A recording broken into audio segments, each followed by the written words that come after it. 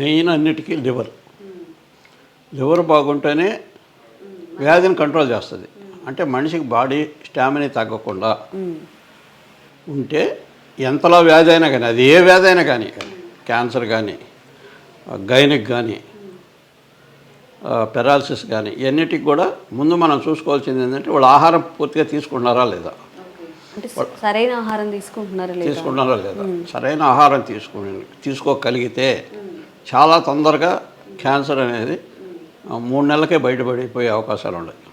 పూర్తిగా కాదు. ఒక్కొక్కరికి ఇంత ఇలా గడ్డలు కూడా ఉంటాయి, కడుపులో ఇంత ఇలా గడ్డలు కూడా ఉంటాయి. అట్టటి కొన్ని లేట్ అవుతాయి, ఒక 6 నెలలు పడుతుంది.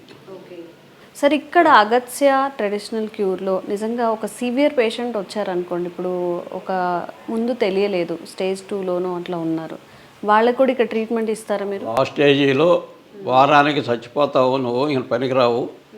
ఇందాకే ఒక ఆయన వచ్చి వెళ్ళాడు, మీరు ఇంటర్వ్యూ ఆయన చేయమన్నది, 2 నెలలకే చచ్చిపోతారని చెప్పారు.